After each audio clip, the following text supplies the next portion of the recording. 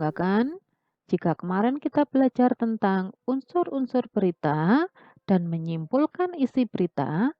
Kali ini kita akan belajar menelaah struktur teks berita dan kebahasaan yang ada dalam teks berita. Struktur berita adalah urutan atau bagian-bagian dalam penyusunan sebuah berita. Proses penyusunan menggunakan metode piramida terbalik. Diawali dengan kepala atau yang biasa kita sebut lead. Pada bagian ini adalah bagian paling inti atau paling penting dari sebuah berita. Pada bagian ini, kita akan menjawab unsur-unsur apa, di mana, siapa, dan kapan.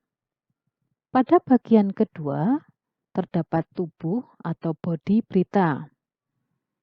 Bagian ini adalah bagian uraian untuk memperjelas informasi berita.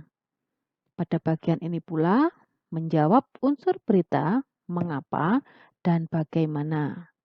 Pada bagian ini pula, dijelaskan secara rinci alasan-alasan, proses, tujuan, dan segala hal terkait dengan kepala berita. Pada bagian akhir, terdapat ekor, yakni bagian penambahan informasi penunjang atau pelengkap. Meskipun tidak dikatakan terlalu penting, tapi ekor berita akan menunjang dan melengkapi semua isi berita mulai dari kepala, tubuh, dan seluruh isi berita.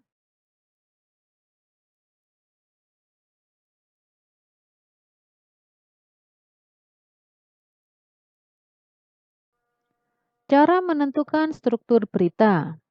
Yang pertama, tentukan dulu unsur-unsur berita dengan menjawab apa, di mana, kapan, siapa, mengapa, bagaimana, sesuai dengan isi berita. Selanjutnya, tentukan kejadian atau informasi pendukung lainnya.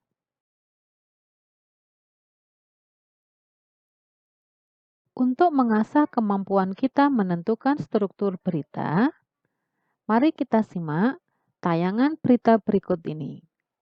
Siapkan catatan untuk menentukan unsur-unsur berita yang terdapat dalam tayangan tersebut.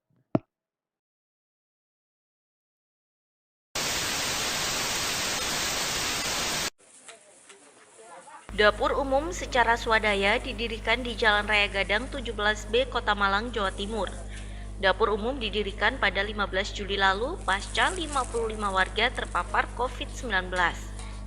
Ketua RW 03 Effendi menuturkan setiap harinya sejumlah warga yang merupakan ibu-ibu bergotong royong memasak makanan, mulai lauk, sayur, hingga buah, yang dibagikan pada warga yang menjalani isolasi mandiri.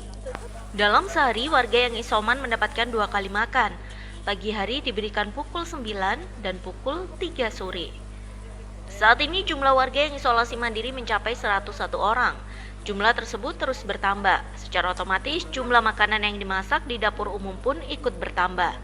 Namun, solidaritas warga di kampung ini patut ditiru. Jiwa kemanusiaan mereka tinggi. Warga patungan untuk dana memasak sehari-hari. Bantuan bahan pangan juga terus datang dari para donatur. Dari rasa kemanusiaan kita lihat dari Kelurahan Gadang itu banyak sekali yang terpapar, ya. Kemudian diinstruksikan harus isoman. Akhirnya kami ada beberapa usulan dari warga, kemudian kita tampung, kita musyawarahkan. Tanggal 15, tanggal 16 kita eksekusi, kita berangkat naik.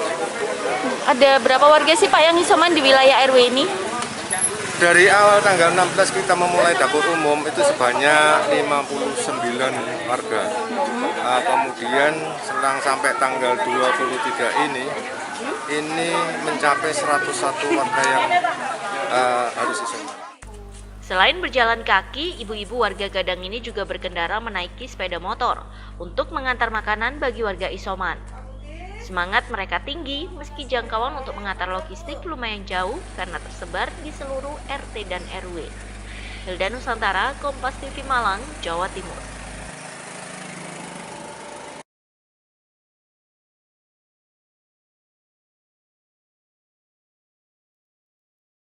Untuk mengetahui struktur berita pada tayangan tadi, ikuti langkah-langkah pada materi di atas. Pertama, tentukan dulu unsur-unsur berita.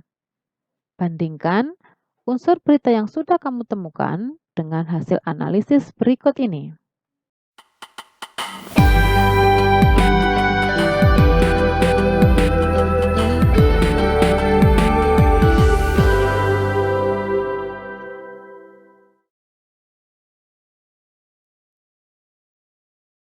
Nah, dari unsur-unsur yang sudah kamu temukan tadi, masukkan ke dalam piramida terbalik sesuai dengan panduan atau materi di atas.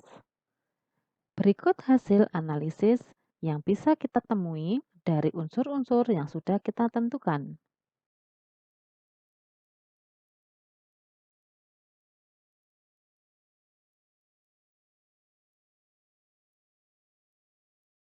Untuk memperkuat pemahamanmu tentang struktur teks berita, bacalah berita berikut ini, kemudian tentukan unsur-unsur yang ada di dalamnya.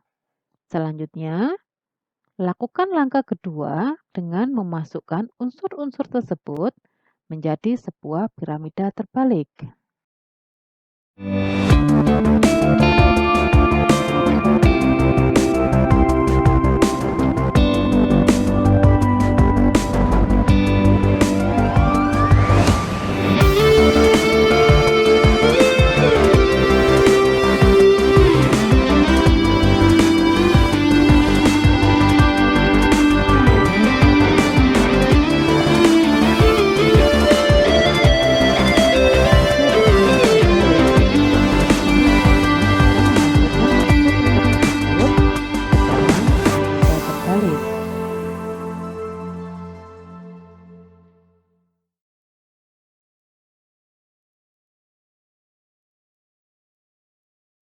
Materi berikutnya adalah ciri kebahasaan teks berita.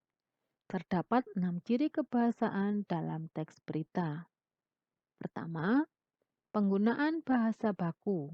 Mengapa bahasa baku digunakan dalam teks berita?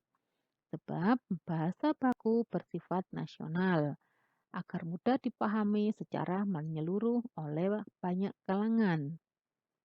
Kedua, kalimat langsung, yakni digunakan sebagai penguatan informasi dari kutipan pernyataan narasumber. Hal ini dilakukan jika teks yang disajikan dalam bentuk tulisan.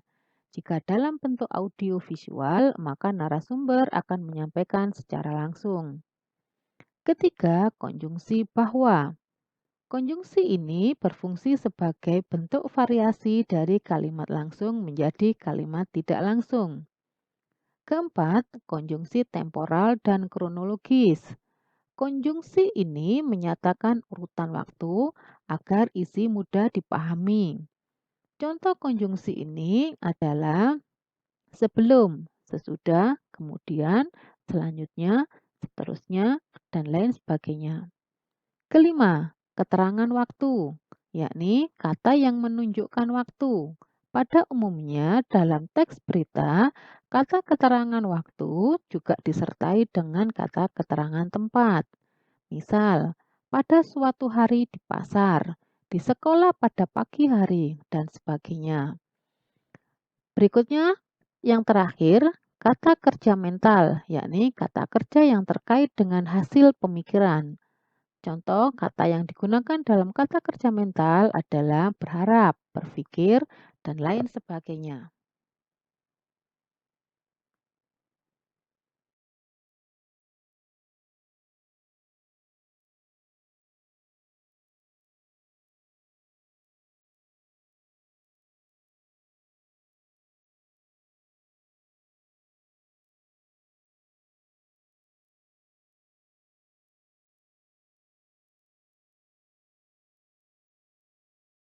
Untuk contoh kalimat dalam ciri kebahasaan teks berita, silakan dipahami agar kita juga dapat memahami isi berita dengan baik.